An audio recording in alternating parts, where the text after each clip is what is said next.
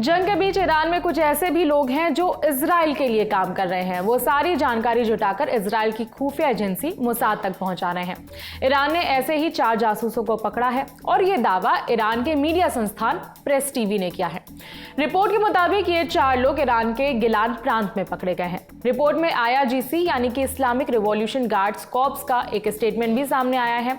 Report के मुताबिक statement में कहा गया कि गिरफ्तार किए गए सारे आरोपी मोसाद के खुफिया अधिकारियों के संपर्क में थे, संवेदनशील सुरक्षा और मिलिट्री के बारे में जानकारी जुटा रहे थे।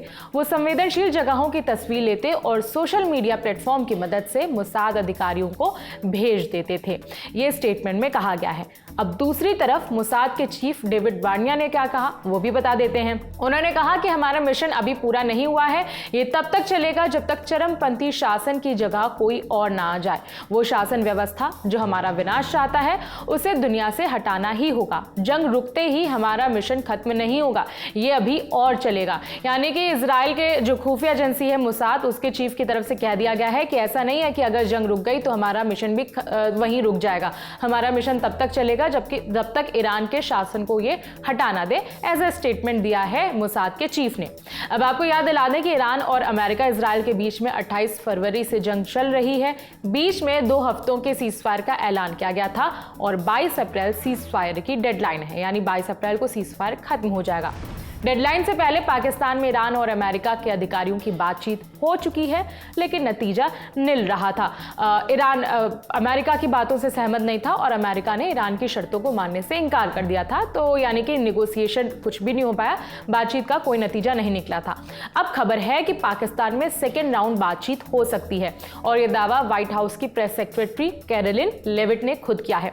उनसे प्रेस कॉन्फ्रेंस के दौरान जब उनसे एक पत्रकार ने पूछा कि क्या पाकिस्तान में दोबारा मीटिंग होगी, तब लेविट ने जवाब दिया, हाँ, उम्मीद है कि पहले वाली जगह यानी इस्लामाबाद, पाकिस्तान के इस्लामाबाद ही दूसरी मीटिंग वहां पर हो सकती है। इस पूरे प्रोसेस में पाकिस्तान अच्छा मीडिएटर रहा है। हम उनकी दोस्ती और उनकी कोशिशों की सराहना करते हैं। वो इस बातचीत में इकलौते मीडिएटर हैं। ये व्हाइट हाउस की प्रेस सेक्रेटरी ने ये अपना स्टेटमेंट दिया। अब एक अपडेट ये भी आ रहा है कि पाकिस्तान आर्मी चीफ असीम मुनीर ईरान पहुंचे हैं।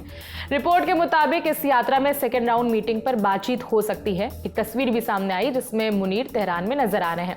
मुनीर की यात्रा पर ईरान के विदेश मंत्री अब्बास अरागची ने एक नोट शेयर किया। उन्होंने एक्स पर लिखा, ईरान में मुनीर का स्वागत करते हुए हमें बेहद खुशी हो रही है। हमने वार्ता की मेजबानी के लिए पाकिस्तान का आभार व्यक्त किया है। यानी अमेरिका के अलावा ईरान भी पाकिस्तान जो मीडिएटर कर रहा है, जो निगोशिएशंस में मदद कर रहा है, उसकी तारीफ की गई है। अब जंग के बीच वर्ल्ड बैंक के चीफ इकोनॉमिस्ट की तरफ से एक चेतावनी भी आई है। यहां तक जंग की बात हो गई, अब जंग के बाद क्या होगा उसे लेकर एक चेतावनी दी गई है। कहा गया कि ये युद्ध लाखों लोगों को भूखमरी की तरफ धकेल देगा। ये वार्निंग आई है वर्ल्ड बैंक की तरफ से। तो इस खबर में फिलहाल इतना ही। हमने आपको अभी तक के सारे अपडेट्स बता दिए। आगे भी जो अपडेट होगा हम आप तक बताते रहेंगे। मेरा नाम है विभावरी, देखते रहिए दी ललन टॉप।